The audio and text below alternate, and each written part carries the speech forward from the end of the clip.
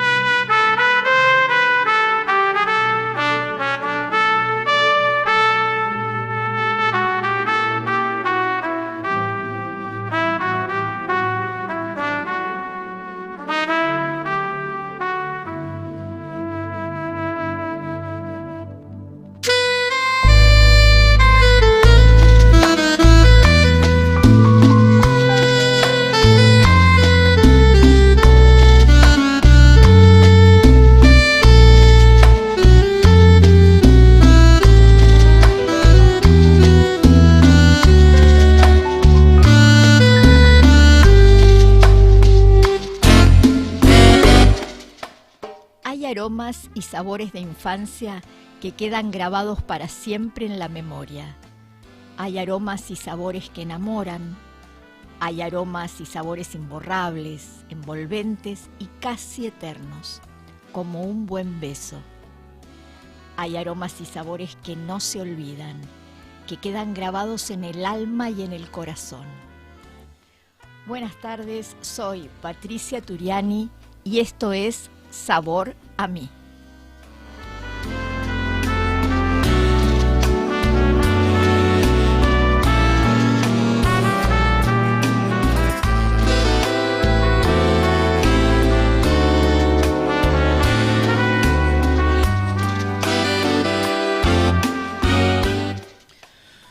Hablaremos de la magia que la comida extiende sobre nuestras vidas, pero también de poesía, de literatura, de música, de historias, de sabores, de saberes y de pasiones. Mi nombre es Sergio Albino y esto también es Sabor a mí.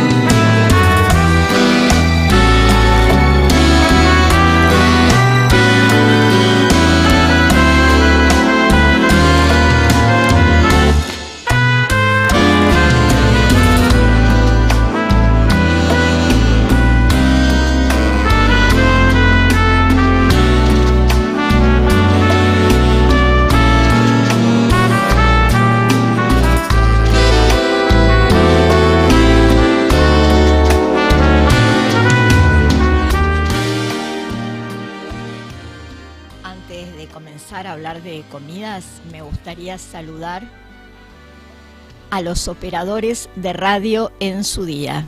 Aquí en nuestra radio saludamos a Sergio, a Guillermo, a Pablito, a Yolanda. ¿Y me estoy olvidando de alguien? A Adriana, a Carpin y... a ver, creo que están todos... Sí, bueno, si no, ¿qué papelón vamos a hacer? Esta cosa hay que anotarlas. Y sí, surgió ahora. La propuesta de hoy es investigar un poco sobre la historia y el sabor del menú criollo argentino. Y ya que estamos, derribar algunos mitos también. Cuando se aproximan las fechas patrias, a casi todos se nos despierta el interés por los platos criollos, porque los consideramos una comida auténticamente tradicional, propia de la argentinidad al palo, que cada tanto nos ataca. Así el locro, la carbonada, el asado, las empanadas, las tortas fritas, pastelitos, mazamorra, buñuelitos, dulce de leche, chocolate caliente y el infaltable mate. En la época colonial, los porteños comían a la española. Dicen los investigadores e historiadores que allá por 1800 los habitantes de Buenos Aires y del Río de la Plata se alimentaban diariamente con sopas, puchero, diversos guisos y estofados, albóndigas, zapallo relleno, entre otros, mientras que el locro, los tamales y la mazamorra, que era una comida típica y realmente autóctona de los pueblos originarios, que era en base a maíz, se consumía solamente en la región que hoy conocemos como noroeste argentino, o sea, las provincias de Jujuy, Salta, Tucumán, Santiago del Estero, incluso llegaban hasta Córdoba. Pero recién a partir de 1816 comenzó a extenderse por el resto del territorio este tipo de comidas. Y en 1820 recién aparecen los primeros rastros documentados de su consumo en la ciudad de Buenos Aires. Por eso les propongo dejar el típico locro norteño para otro programa y comenzar el menú criollo de hoy con otro plato fuerte, sustancioso y característico como la carbonada. ¿Conoce usted esa comida? Para mí la carbonada es un nombre de alguna comida que hacían mis ancestros, pero yo realmente no comí nunca. Yo, sin embargo, tengo un recuerdo familiar, el aroma y el sabor especial de la carbonada de mi abuela Julia. Porque allá en el sudeste bonaerense no comíamos el tradicional locro para el 25 de mayo. Allá el menú especial era empanaditas calientes como una entrada, hasta que todos llegaban, los invitados, y mi abuela preparaba una riquísima carbonada. Después, de postre, o más bien a la tarde, con el mate o con un chocolate caliente, ahí venían los pastelitos.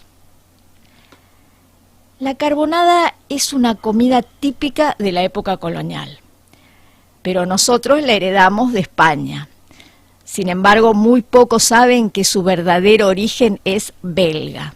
Se llamaba carbonade y consistía en carne, cebolla picada y todo mezclado con cerveza negra como jugo de cocción. Se me ocurre que en la época colonial cerveza negra no conseguirían acá, ¿no? No, para nada. Parece ser que aquí mismo esa cerveza negra fue reemplazada.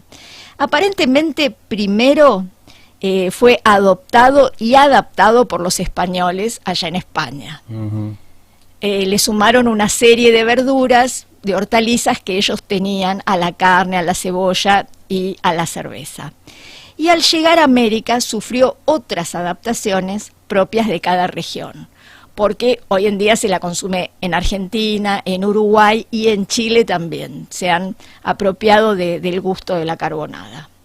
Así, aquí se empezó a llamar carbonada al plato, porque en España carbonada era un método de precocción para hacer distintas comidas. Uh-huh. Sin embargo, cuando yo era chica siempre me decían que carbonada, o yo misma también pensaba que venía por la olla, porque la olla quedaba media carbonizada de abajo, porque era una cocción lenta la que se hacía.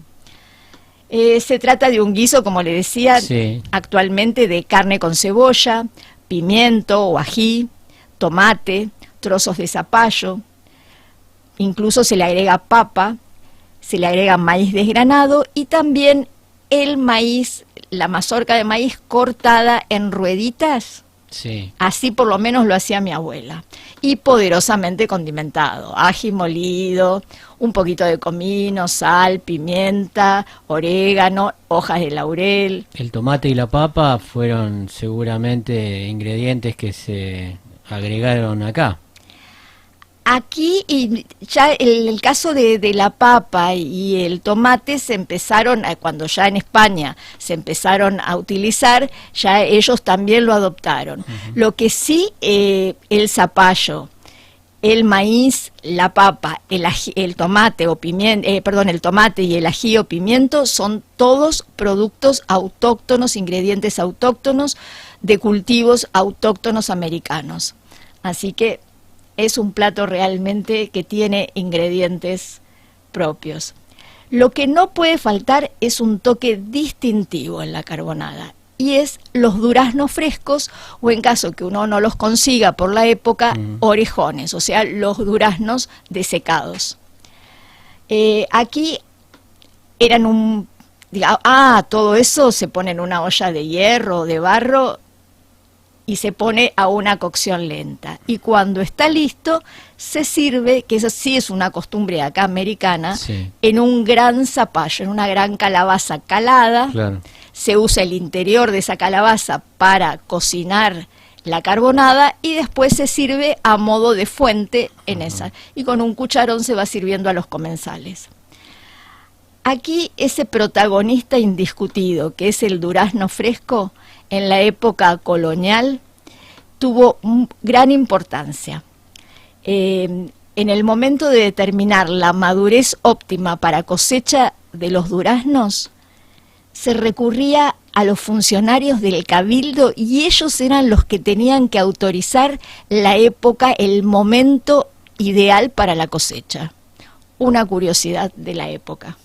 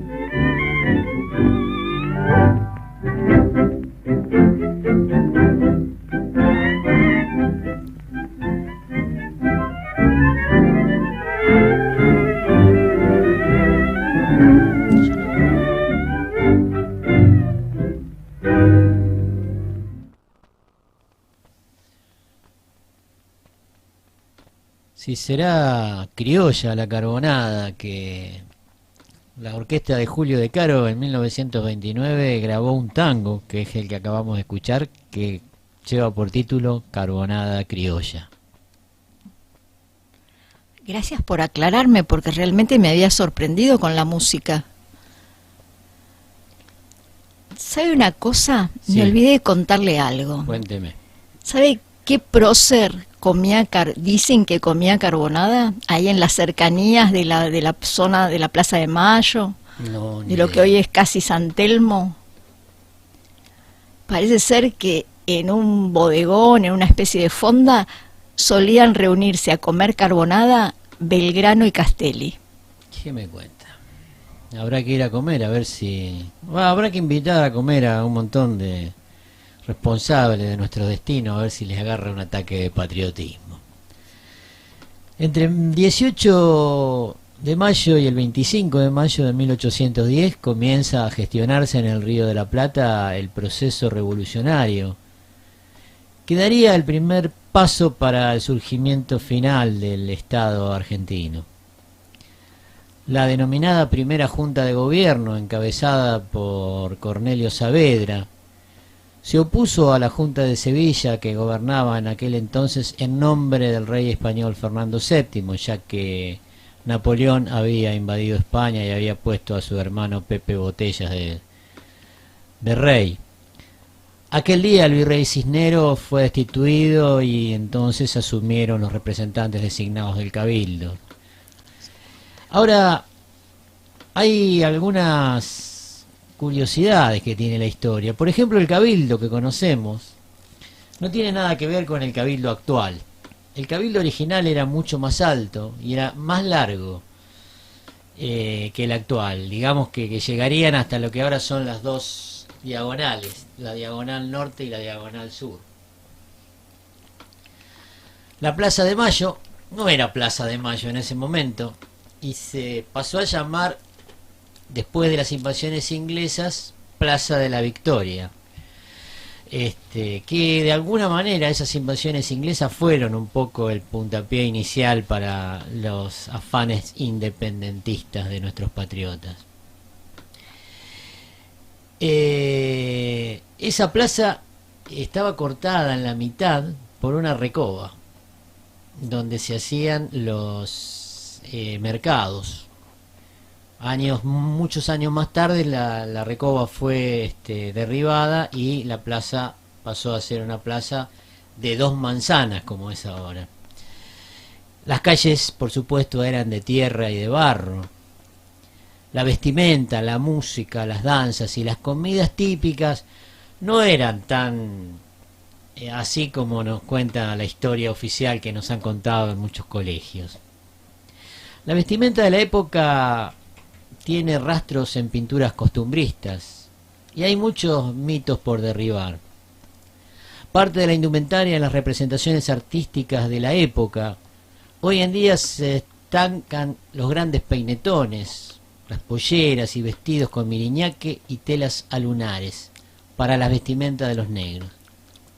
Sin embargo, ninguno de esos 3 elementos existía en 1810. Los peinetones de gran tamaño, el miriñaque y las telas alunares comenzaron a usarse años después.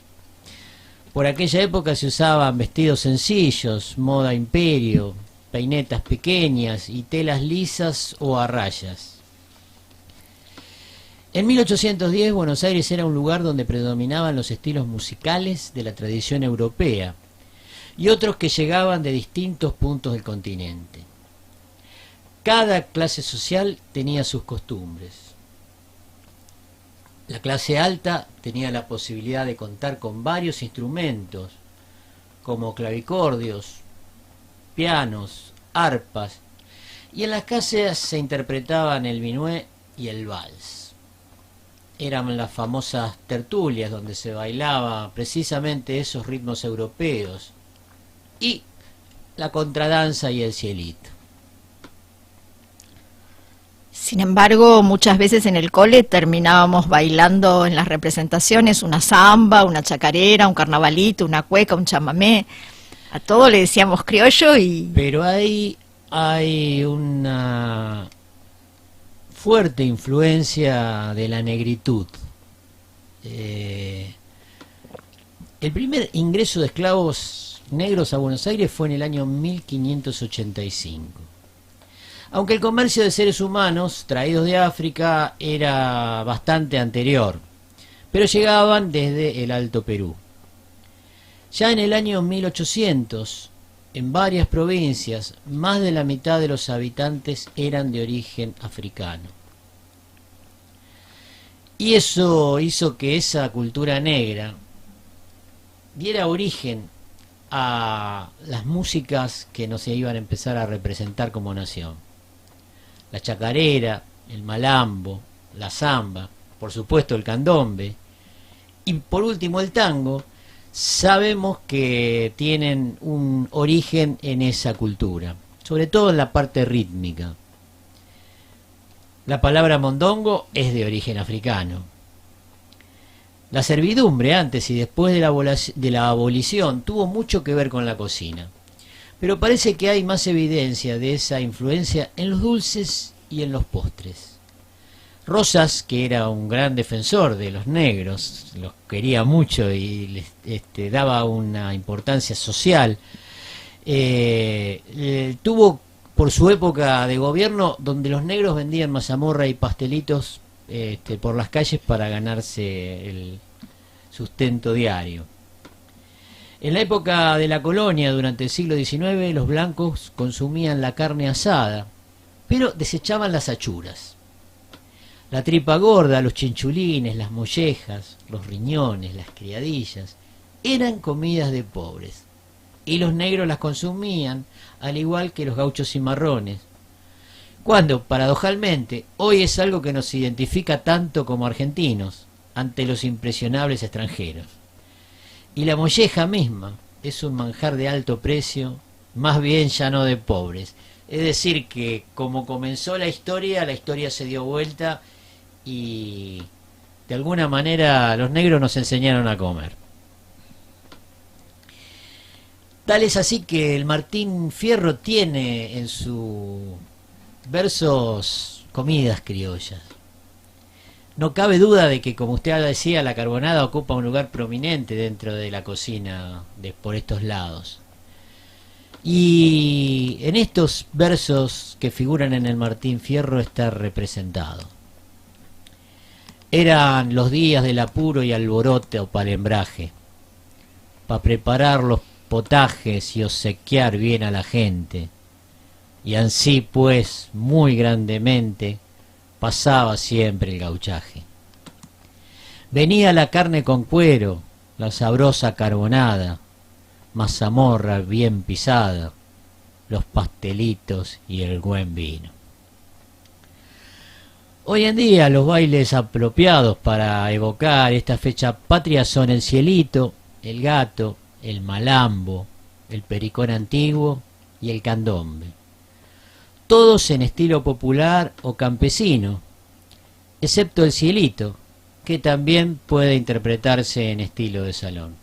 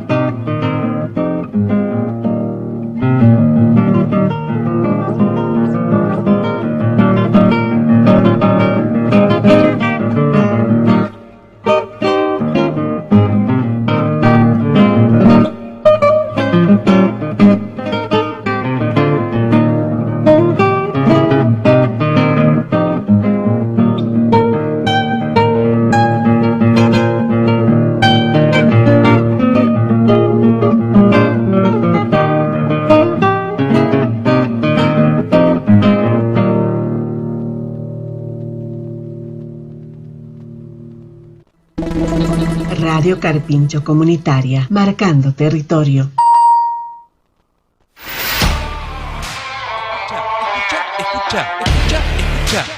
Escuchá la teoría de la ruta. El rock en el clásico de Daniel El Tano Petraglia. Todos los viernes, 21 horas. Escuchá la teoría de la ruta en Radio Carpincho.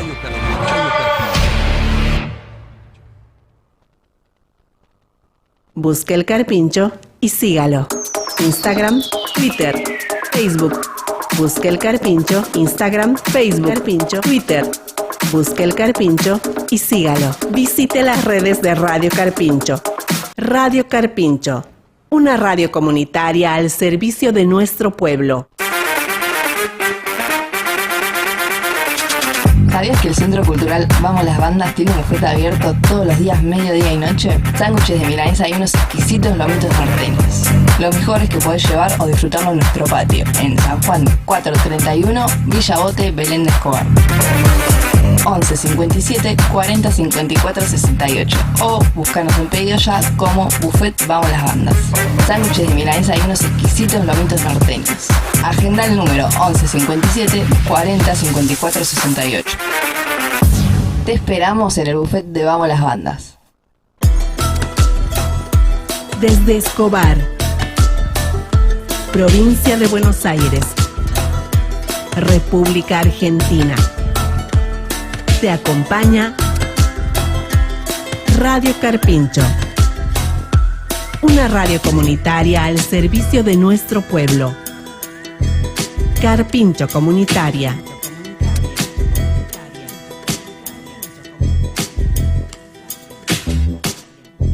Marcando territorio.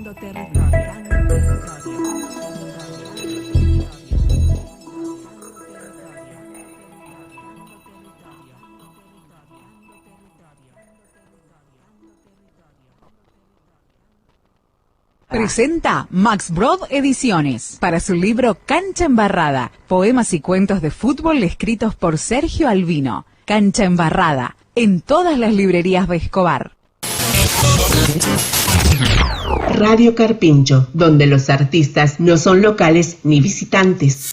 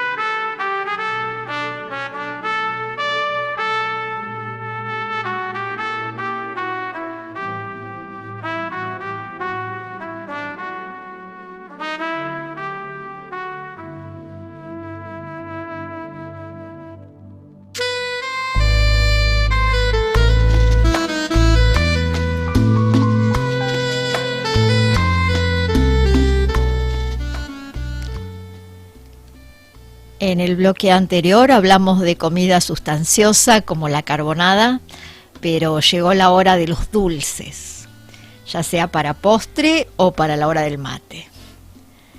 Seguramente que entre los recuerdos de infancia de todos nosotros estarán los actos escolares.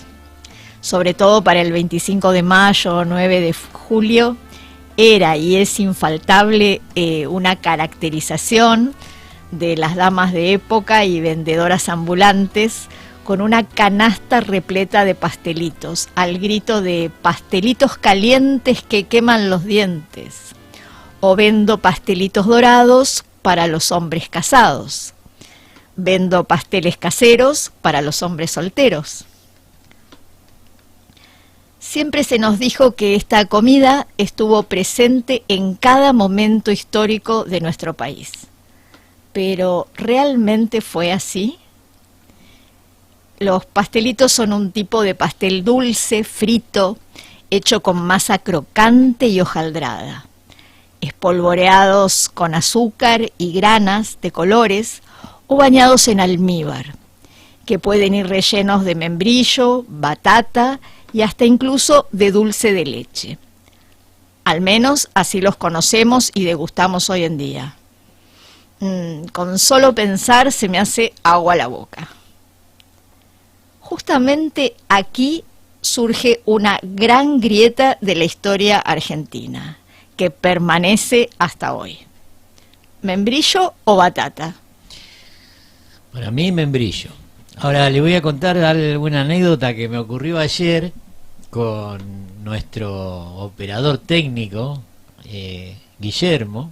Guillermo, en un momento del corte del programa, me dice que anda a buscar 3 pastelitos de batata. Pedile a Abril 3 pastelitos de batata. Voy, pido 3 pastelitos de batata. Bueno, lo como la batata, no tengo problema. Por supuesto, Tula dijo ahí que no, que el pastelito era de membrillo y no existía otra cosa. Da la casualidad que empiezo a abrir mi pastelito y era de batata, y justamente. Y el que le tocó a Guillermo era de membrillo, así que hicimos intercambios de pastelitos criollos. Mire usted. En mi caso, yo a full con el membrillo. Membrillo sí, otro no. No como batata, no me adapto como usted. Ajá. En ningún tipo de preparación como batata. La historia oficial, esa que aprendimos en el colegio, cuenta que las damas de la época se acercaban con sus canastas y le ofrecían un pastelito caliente a los hombres que esperaban noticias de lo que estaba sucediendo en el Cabildo Abierto en aquel mayo de 1810. Pero lo cierto es que la veracidad de ese relato nunca pudo confirmarse. Las investigaciones actuales, hechas por historiadores, científicos, por historiadores culinarios, nos dicen que la compleja y laboriosa técnica del hojaldre, de la masa, tal como lo conocemos hoy, fue desarrollada en Europa recién a fines del año 1700 por la pastelería francesa. Eso marcó las bases de la pastelería moderna. Me pregunto si casualmente un pastelero francés que aprendió esa técnica a fines de 1700 se pudo haber radicado tempranamente en Buenos Aires y elaborar pastelitos de ese tipo para el 25 de mayo de 1810. ¿Y por qué no?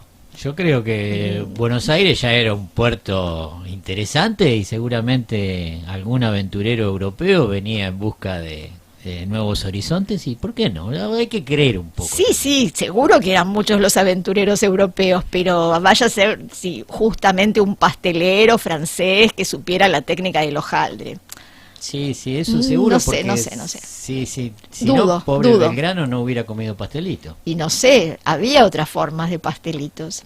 Sobre la tradición del 25 de mayo de 1810, los investigadores dicen que el chocolate caliente era uno de los alimentos protagonistas de la época.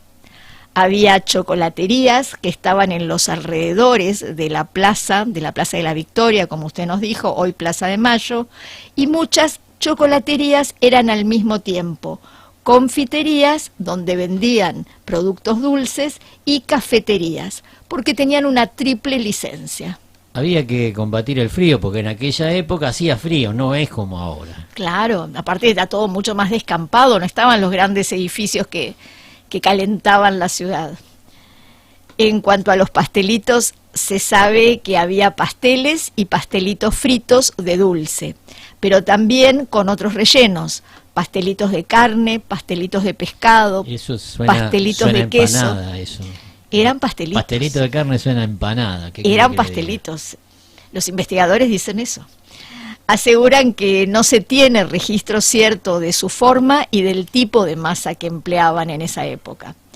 Pero por algunos indicios y comparación, comparando lo que sucedía en Buenos Aires con lo que se ha descubierto en otras ciudades de América para la misma época, suponen que la masa era similar, como usted acaba de decir, a la de las empanadas. Una base de harina amasada con agua y grasa animal, es muy probable que su forma no fuera cuadrada, como 2 cuadrados como los que usamos ahora. No, eran 2 tapas con forma redondeada, como si fueran las tapas de empanada, superpuestas una con otra que encerraban el relleno. O como una especie de bolsita también. Una sola tapa con el relleno en el medio y después se doblaban los bordes y se hacía como un nudito. Y siempre fritos en grasa. Pero volviendo a la grieta, en aquellos años, en los alrededores de Buenos Aires, el dulce para rellenar las confituras no era ni batata ni membrillo.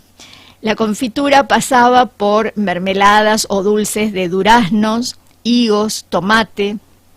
El membrillo era una planta exótica, no americana, que habían importado, que habían traído los españoles, y la producción de membrillo no estaba en la zona cercana a Buenos Aires, ni tampoco era tan abundante.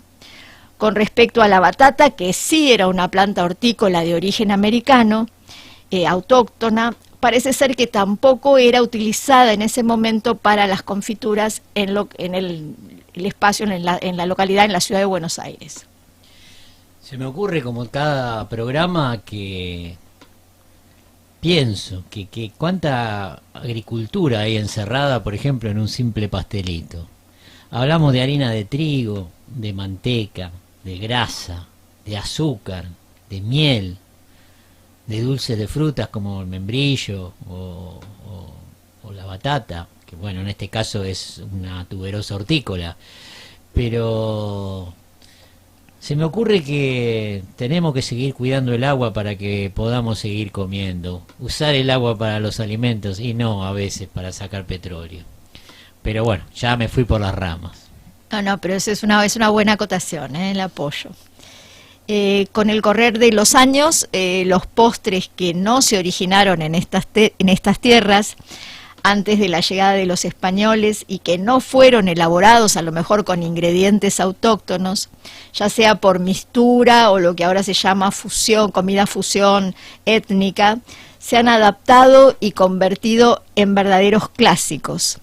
Son sencillos postres caseros que nos recuerdan siempre recetas familiares, que por costumbre finalmente fueron adoptados y nos dan identidad alimentaria a los argentinos. Así, además de los pastelitos de los que hablábamos, también están las tortas fritas. Ideales para estos días lluviosos. Exactamente. Uno no sabe qué hacer, entonces ¿qué hace? Tortas fritas con mate. Pastelitos, mazamorra, buñuelitos, dulce de leche, chocolate caliente. Y hoy en día también la pasta frola, que también tiene su propia grieta de batata o membrillo. Membrillo. La pasta frola de membrillo. Alfajorcitos de maicena. Ideal para los locutores.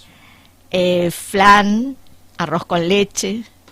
El famoso postre vigilante con queso y dulce, que puede ser queso con dulce de membrillo, queso con dulce de batata con chocolate. Eso debe venir de los anarquistas, lo del postre vigilante. Y sí, igual que el nombre de la factura. Ya en algún programa vamos a dedicarle vaya preparándose porque quiero hacer un programa con respecto a eso. Bueno, mañana va a ser 25 y vamos a escuchar un candombe.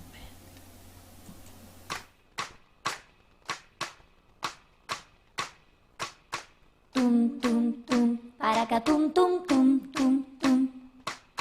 Tum tum tum, para acá tum tum tum tum tum.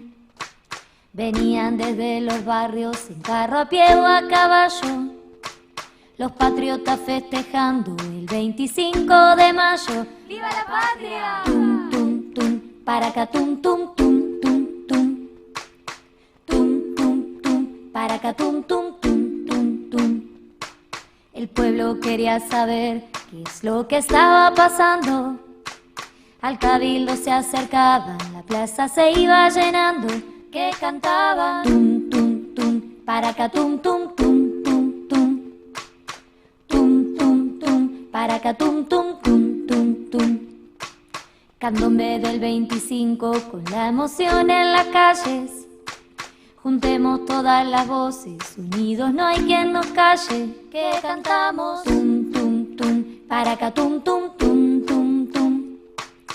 Tum tum tum, para acá tum tum tum tum tum. Otra vez. Tum tum tum, para acá tum tum tum tum tum. Tum tum tum, para acá tum tum tum tum tum. Y la gente sin darse cuenta quizás sentía los Buenos Aires de libertad. Y sin armas salió desde el corazón la fuerza que engendró la revolución. También en todos los chicos candombeando por las calles, despertando las baldosas, canto, sonrisas y parches. Y que cantan tum tum tum, para acá tum tum tum tum tum. Tum tum tum, para acá tum tum tum tum tum. El cambio se está gestando, todo el pueblo es el que avanza. Van creciendo desde adentro la alegría y la esperanza. Que cantamos tum tum tum, para acá tum tum tum tum tum. Tum tum tum, para acá tum tum tum tum tum. Candombe del 25 con la emoción en las calles. Juntemos todas las voces, unidos no hay quien nos calle. Te cantamos tum tum tum, para acá tum tum tum tum tum. Tum tum tum, para acá tum tum tum tum tum. Otra vez. Tum tum tum, para acá tum tum tum tum tum. Tum tum tum, para acá tum tum tum tum tum. Y la gente sin darse cuenta quizás sentía los Buenos Aires de libertad. Y sin armas salió desde el corazón la fuerza que engendró la revolución. Tum tum tum, para acá tum tum tum tum tum. Tum tum tum, para acá tum tum tum tum tum. Tum tum tum, para acá tum tum tum tum tum. Tum tum tum, para acá tum tum tum tum tum. ¿Sabía que el pastelito tiene una fiesta? Cuénteme. Una de las primeras historias que involucran a este manjar y su posible fama en todo el país data de hace más de un siglo, de 1907. Faltaban 3 años para el festejo del centenario de la Revolución de Mayo. Y en Gowin, acá cerquita, partido de Carmen de Areco, se organizó un remate importante para el pueblo, por lo que el martillero de la zona decidió organizar un gran asado, pero nunca imaginó que fuera tanta gente a ese remate. Y se quedaron sin comida. Ante esta eventualidad no le quedó otra alternativa que improvisar. Un pastelero de la zona, seguramente que venía de Francia, se apareció con una canasta de pastelitos que fueron muy bien recibidos por los comensales que no habían llegado a tiempo a la parrilla y estaban con un hambre que no se lo cuento. Y a raíz de esto, Ramón Beretervide, espere que le leo bien, porque Beretervide, ahí va, Ramón Beretervide, debe ¿Vasco, ser quizás? vasco, pero hasta, mire miren, usted. más vasco que el Guernica. Era un habitante de la zona, logró convencer al entonces intendente del lugar para instaurar la fiesta del pastel. Así, y desde diciembre de 1995 se celebra la fiesta provincial del pastel en Gowin.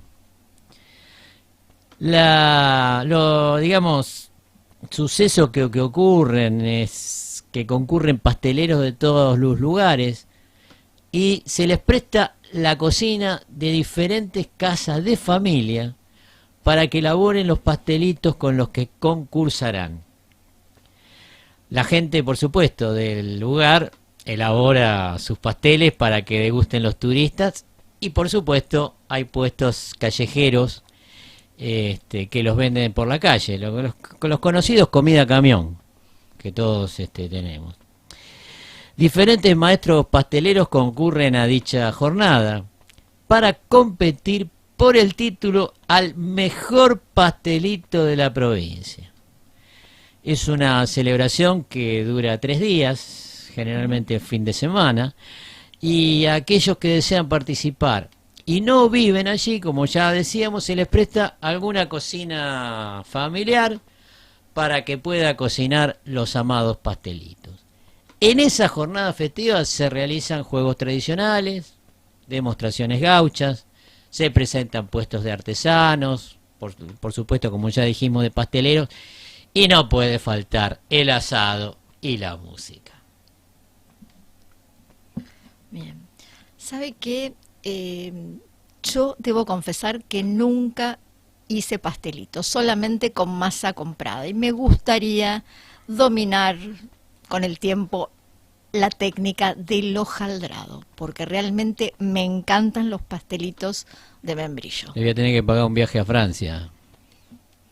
Bueno, no sé, menos mal que optó por esa opción. Pensé que me iba a decir que hiciera play en YouTube. No, vamos a la fuente, ¿no? ¿Qué va? Que YouTube miente. Bueno,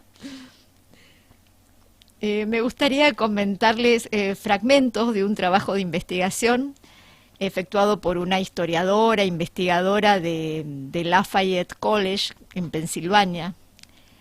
Ella presentó un trabajo sobre raza y etnicidad en la cocina argentina, una historia de la cocina criolla y de Doña Petrona. ¿Le resulta conocido el nombre de Doña Petrona? Por supuesto, sí. La señora de Gandulfo era. Exactamente. El flaco Gandulfo, sí, cómo no. Exactamente. La maestra cocinera para lo que era mi abuela, que tenía su libro y la seguía después cuando estaba en televisión.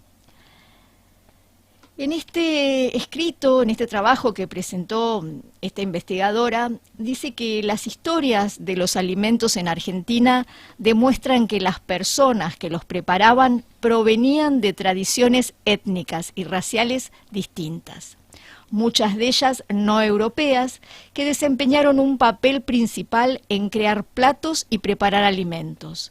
Entre las más influyentes, ella señala justamente a doña Petrona C. de Gandulfo, una mujer nacida y criada en Santiago del Estero, que estaba entrenada en la herencia de la cocina francesa, europea e indígena, y autora del bestseller El libro de doña Petrona, ese que yo le mencionaba que mi abuela tenía un ejemplar, el cual me ha heredado. Ahí, reconstruyendo los relatos considerados como cocina nacional durante el siglo XX, la investigadora busca desarmar los complejos significados étnicos y raciales asociados a la cocina criolla en Argentina. ¿Sabe que le voy a comentar algo? Una de las ferias del libro, una de las ediciones de la Feria del Libro, los 2 libros más vendidos fueron el de Petrona de Gandulfo, que era para cocinar y comer, y el del doctor Cormilló, que era para adelgazar. Mire usted qué paradoja. La pregunta sobre quiénes eran los argentinos y qué y cómo debían comer recibió considerable atención a finales del siglo XIX y durante el siglo XX. Todo un estudio sociopolítico. Cerca del cambio de siglo, la élite argentina, al igual que su contraparte en países de América como México y Brasil, adoptaron públicamente los platos franceses a fin de consolidar su respetabilidad y carácter civilizado. Al mismo tiempo, esas élites disfrutaban todos los días de especialidades con ingredientes y técnicas locales, incluyendo el locro, las empanadas y el asado del que hablábamos. A medida que grandes contingentes de inmigrantes, allá por 1880, empezaron a ingresar, la mayoría provenientes de Italia y España, adoptaron a la Argentina como lugar de destino a fines del siglo XIX. También ellos dejarían una huella importante en las costumbres culinarias locales. Y luego, yendo un poco a las conclusiones a las que arriba esta investigadora, a lo largo de su trabajo, dice que Doña Petrona y otros sectores de clases pudientes, de clase media y adinerada, clase alta, de las principales ciudades argentinas, cambiaron con el tiempo ese estilo francés de cocina propio de principios del siglo XX, del año de 1920 hasta 1950, los patrocinadores de Doña Petrona en televisión, en radio, en las distintas revistas, tenían otro enfoque hacia lo que era la cocina europea. En cambio, a partir de la década del 60 y del 70, se volcaron por recetas más provincianas, a medida que crecía la valoración de los aportes culinarios no europeos al entorno cultural argentino. Sin embargo, aún con la celebración de esas comidas rotuladas como criollas, o de algunas provincias en particular, los comensales amantes de la comida argentina siguieron sin reconocer que estos platos tradicionales habían sido originalmente elaborados por personas nativas africanas y europeas. Para finales del siglo XX, la cocina criolla había adquirido un lugar en la mesa argentina y en el imaginario nacional. Pero todavía se seguía omitiendo el pasado y el presente indígena y mestizo de nuestro país. Se viene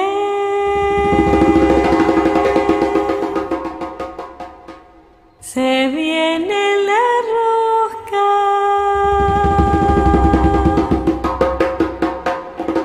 se viene la rosca marosca, busca la marimba. Venite con ganas, marunga, que vas a bailar. Te llama la conga, marunga, tómate esta curva. Curvas de candombe o de rumba, que vas a bailar. Una rumba de morondanga o candombe mondongo. ¿Dónde te escondes, marunga, marunga cusifa? Una rumondanga, caramba, una rumondanga. Un candomongo, candomón, candomondongo. Una rumondanga, caramba, una rumondanga. Un candomongo, candomón, candomondongo. Se viene la rosca marosca, busca la marimba. Venite con ganas, marunga, que vas a bailar. Te llama la conga, marunga, tómate esta curva. Curvas de candombe de rumba, que vas a bailar.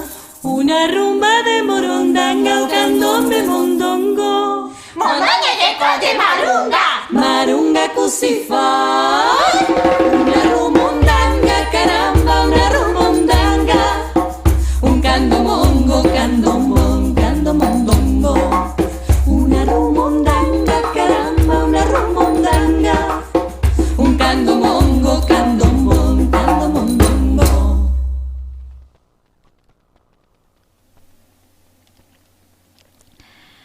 Nos encontramos el próximo miércoles de 19 a 20 horas en Sabor a Mí, porque la mesa está tendida en Radio Carpincho, desde Escobar al mundo.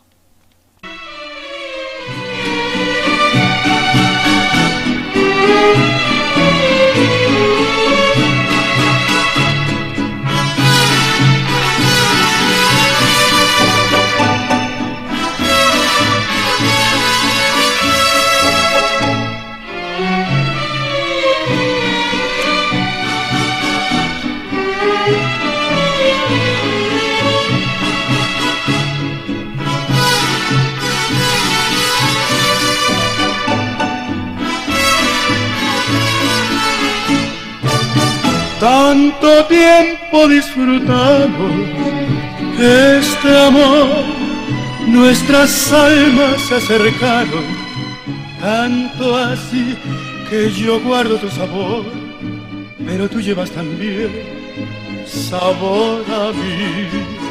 Si negaras mi presencia en tu vivir, bastaría con abrazarte y conversar.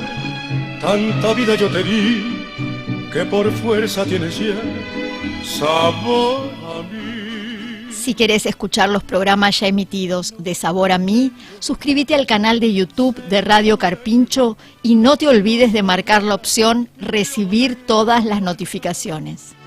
De mi vida doy lo bueno, yo tan pobre que otra cosa puedo dar. Pasarán más de 1000 años, muchos más, yo no sé si tenga amor la eternidad, pero allá tal como aquí, en la boca llevarás sabor a mí. En este programa se escucharon los siguientes temas musicales: Carbonada Criolla, interpretada por Julio De Caro; Gato, interpretado por Eduardo Falú; Candombe del 25, interpretado por Gina Costamagna; Candombe Marunga, interpretado por Cuanticuentos; Sabor a Mí, interpretado por Javier Solís; y nuestra cortina musical, Sabor a Mí, interpretada por Eddie Fernández Big Band. ¿Qué otra cosa puedo dar? Pasarán más de 1000 años, muchos más, yo no sé si tenga amor la eternidad.